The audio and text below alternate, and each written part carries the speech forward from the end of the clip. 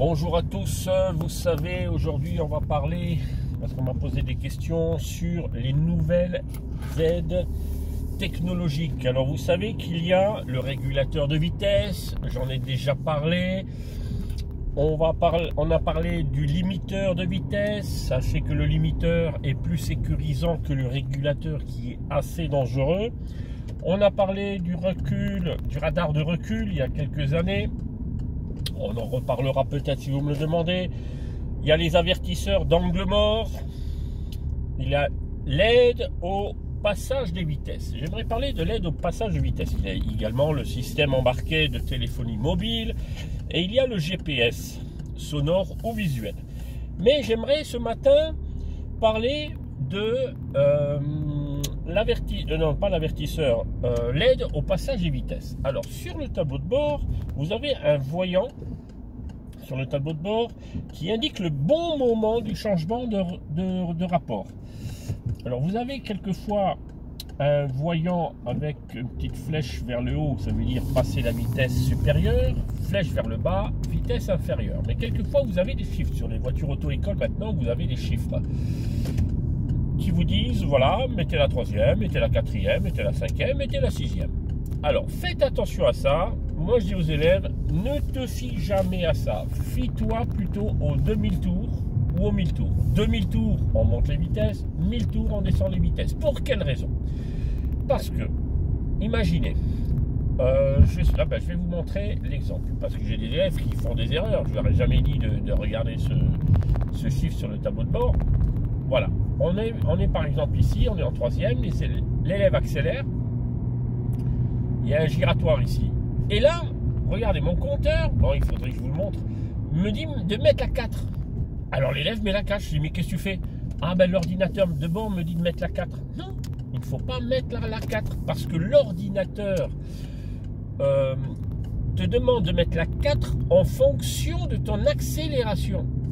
Vu que tu accélères un peu trop fort, il va te dire mets la 4. Mais l'ordinateur ne sait pas qu'il y a un giratoire. Il n'y a pas une caméra qui visualise le giratoire.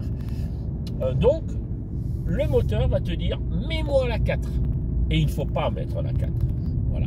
Ou bien ici, vous avez un ralentisseur, vous arrivez un peu vite, il va vous dire mettez la 3. Et non, il ne faut pas mettre la 3 puisqu'il y a le ralentisseur. Donc, vous pouvez vous fier à ce qu'il y a indiqué sur le tableau de bord. Mais avant de mettre la 4 ou avant de mettre la 3 ou la 5 ou la 6, vérifiez sur la route qu'est-ce qu'il y a devant. Est-ce qu'il y a un giratoire? Je ne monte pas les vitesses. Est-ce qu'il y a un ralentisseur? Je ne monte pas les vitesses. Est-ce qu'il y a un passage piéton avec des piétons? Je ne monte pas les vitesses. Donc vous avez le droit, ça vous donne une indication du passage de vitesse. Si vous préférez, il n'y a pas de souci, mais faites-le avec intelligence, avec réflexion. C'est très important. Donc l'idéal, c'est de monter les vitesses à 2000 tours. Par exemple, là, je suis en deuxième. Je vais accélérer. Là, il me dit de mettre la troisième. Effectivement, je suis à 2000 tours. D'accord?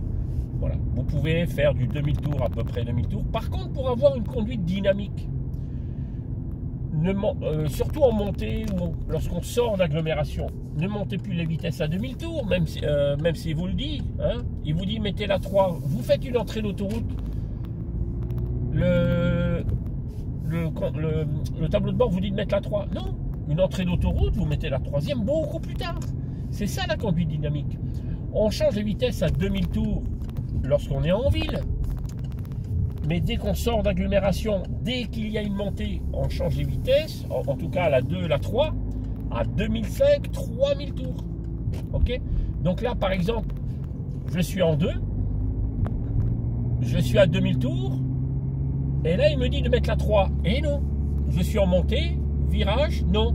Là, j'accélère à 3000 tours pour avoir une conduite dynamique et je mets la 3. Donc, je ne respecte pas forcément ce que le tableau de bord me demande. Est-ce que vous avez bien compris? Voilà le petit cours de ce matin. Donc, tous les matins, j'essaie de vous faire un petit cours rapide. Dites-moi dans les commentaires si vous voulez que je continue. Ciao!